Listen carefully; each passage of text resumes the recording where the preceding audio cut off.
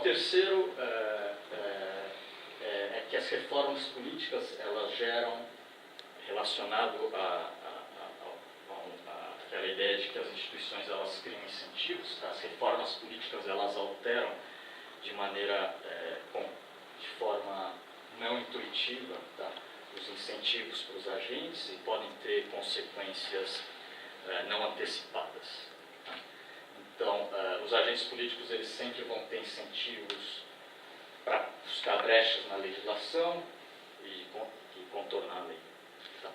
Uma questão interessante que alguns cientistas políticos e estudiosos do assunto têm levantado, tá, é que essa questão, por exemplo, de limitar o gasto em campanha, tá, limitar o financiamento de campanha, ela pode ser que primeiro, ela pode estimular Caixa 2 ou pode estimular algum outro tipo de nova tecnologia de esconder dinheiro. Tá? E ela também, a restrição de gasto de campanha, ela cria um benefício, ela beneficia aqueles caras que naturalmente têm exposição. Tá? Por exemplo,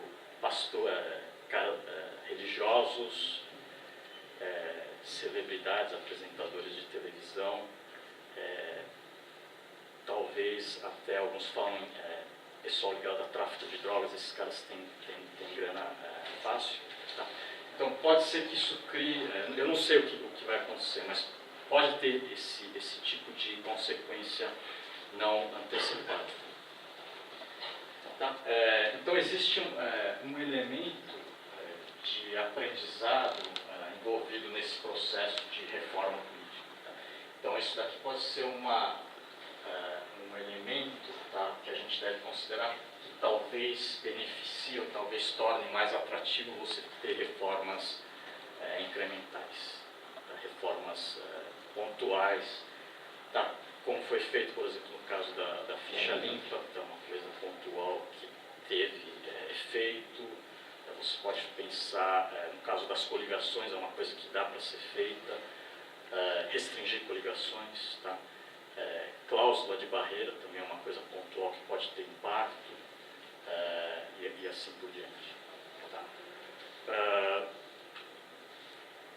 Tá? E o Acemoglu também, nesse mesmo artigo, ele fala da existência. Todas as constituições elas vão ter loopholes, que é brechas, tá?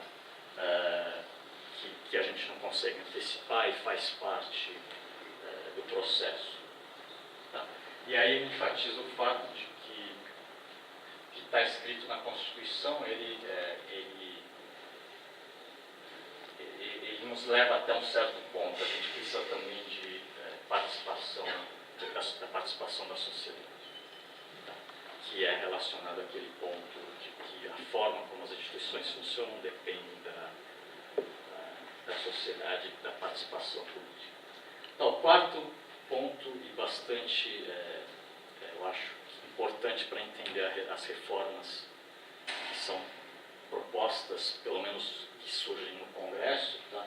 É que as reformas elas são propostas, debatidas e aprovadas pelos próprios políticos. Então, a questão é por que, então agora pensar as reformas do ponto de vista não social, mas do ponto de vista de quem vai fazer elas. Tá? Por que esses caras vão alterar as regras do jogo se elas beneficiam eles? Tá? Se o cara está sendo eleito nesse sistema. Tá? Então, somente reformas, questões que interessam, preocupam a classe política vão ser discutidas. Dois pontos que estão sendo discutidos na reforma proposta atualmente, tá? Financiamento público de campanha. Tá? Por quê? Porque eles não têm grana. Com a proibição do financiamento privado, os partidos não têm grana, eu preciso de financiar minha campanha, o que eu faço? Tá? Financiamento público.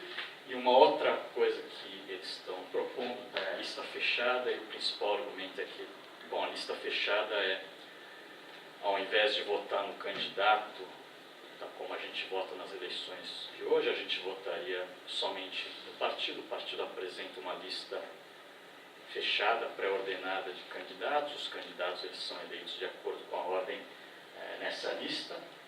essa proposta de reforma, ela propõe a lista fechada. Um dos argumentos para ela é que a lista fechada ela reduz o gasto de campanha. Você precisa de fazer campanha só para a lista e não para os indivíduos. Tá? E a questão aqui é a legitimidade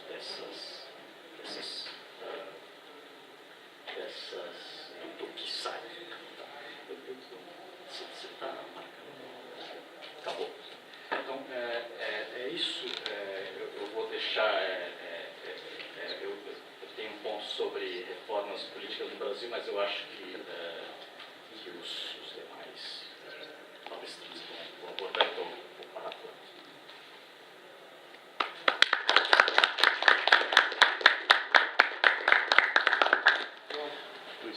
Parar e começar a isso, ou deixar rodar.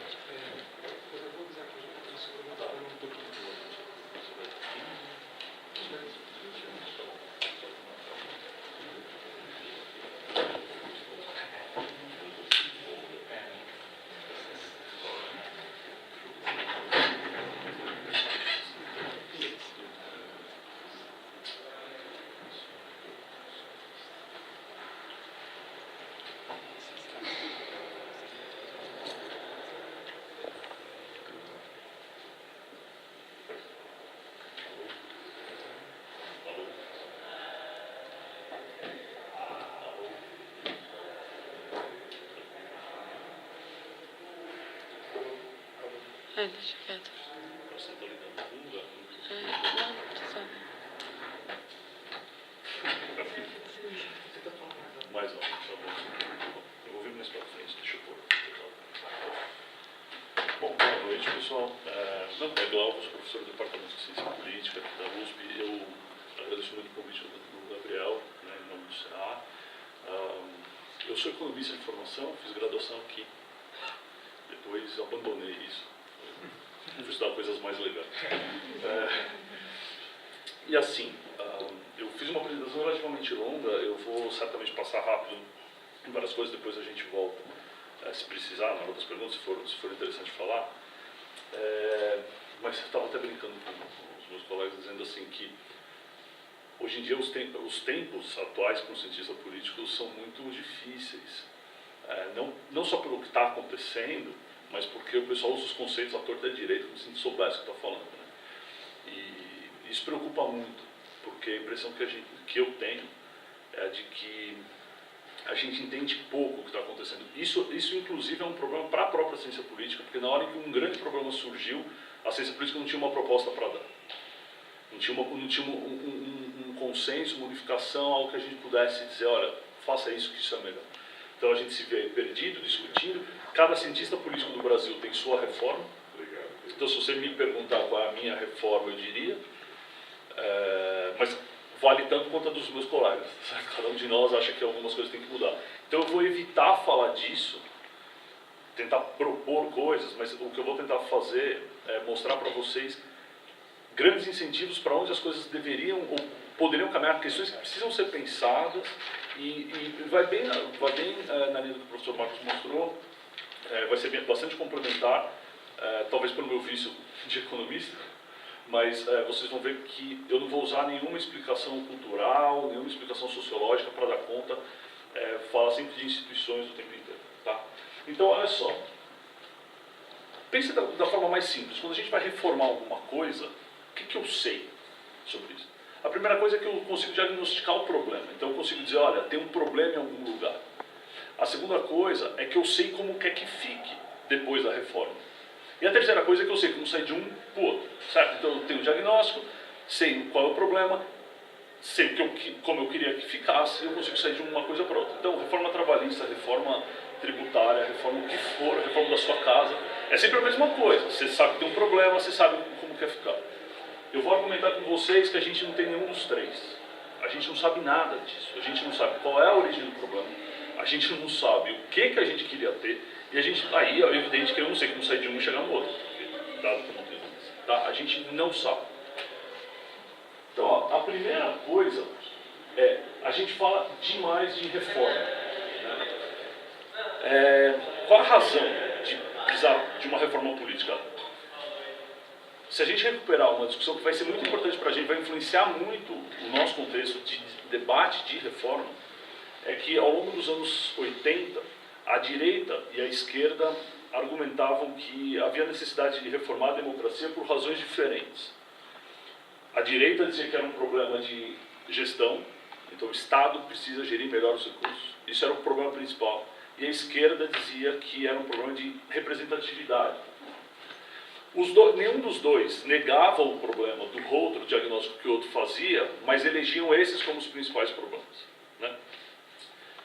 Bom, e aí, soluções à direita e à esquerda vão ser diferentes. Certo? Partidos de direita e partidos de esquerda que vão tentar propor soluções, eles vão fazer coisas diferentes, eles vão propor agendas diferentes. Mas, no fim das contas, quando a gente pensa em uma reforma política, talvez a questão mais importante de todas, do ponto de vista da ciência política, seja que tipo de representação a gente quer ter. A representação sempre foi geográfica, historicamente, né? Desde que se fracionou, desde que você não pense o país inteiro como um único distrito, que é como quando a gente vota para presidente, que nenhuma fronteira vale. Todos os outros cargos dependem de circunscrições políticas. Então a representação sempre foi geográfica. Mas, para além disso, a gente sempre quis outras representações. Mas quais? Os nossos representantes têm que ser um espelho da população, então eles têm que ter a mesma proporção de brancos, negros, homens, mulheres e tal. Eles têm que achar de analfabetos, de níveis de escolaridade e tudo mais. Se for isso, talvez um sorteio fosse melhor, ia ser mais representativo, né, do que votar. Eu quero uma representação ideológica em que programas são apresentados e aí, de acordo com a ideologia das pessoas, a gente escolhe, dos representantes dos programas. Eu quero uma representação partidária. A ciência política não sabe, tá certo? Ela não tem conceito sobre qual seria, do ponto de vista normativo, qual seria a representação ideal. Você imagina propor uma reforma, então, como a coisa caminha, né? Só que no Brasil, essa discussão, já quando a Constituição de 88 surge, já nasce com a ideia de reforma. Ela surge e as pessoas já estão falando de reforma. Por que estavam falando de reforma? Primeiro, porque elas estão influenciadas por aquilo que eu comentei antes, né? Essa interpretação da direita e esquerda. Então, uma vez ou outra, um grupo aparecia dizendo, olha, não foi para um lado, não foi para o outro, precisa melhorar isso, precisa melhorar aquilo.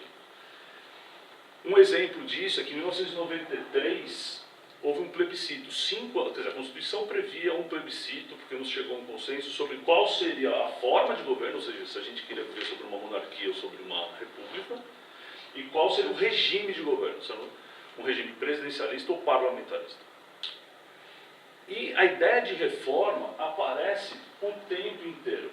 Hoje, a principal ideia de reforma é uma reforma eleitoral.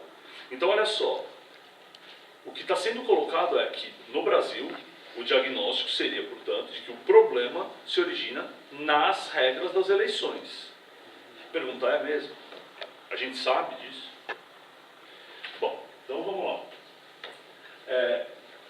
Marcos iniciais que a gente precisa ter, que eu não vou entrar na discussão teórica, né, para não me estender demais, mas a gente precisa pensar, aqui mistura um pouco com aspectos normativos, mas seriam coisas que a gente não pode abrir mão se a gente pensa numa democracia que funcione, e aí o funcione seria bem naquela representação gráfica que vocês viram, que o professor Marcos mostrou, de que as demandas sociais são canalizadas pelas instituições políticas e viram serviços, ou enfim, prestação de serviço pelo Estado.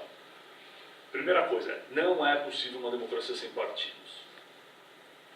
Hoje em dia a gente demoniza os partidos do Brasil, a gente odeia quase todos eles, se não todos. Tudo bem, você pode odiar esses partidos, eu entendo, mas não acho que vai existir outro tipo de democracia que não seja através de representantes que se organizam em partidos. Não dá. Então, a gente tem que tomar cuidado com isso. A gente não gosta dos partidos, mas acaba exagerando às vezes. Outra coisa, a gente tem que pensar no partido como uma organização por inteiro, e não apenas nas lideranças partidárias. Por vezes, as lideranças partidárias são desagradáveis ou cometem ações que desagradam a gente, mas a gente precisa pensar o partido como um todo, desde a militância, o processo de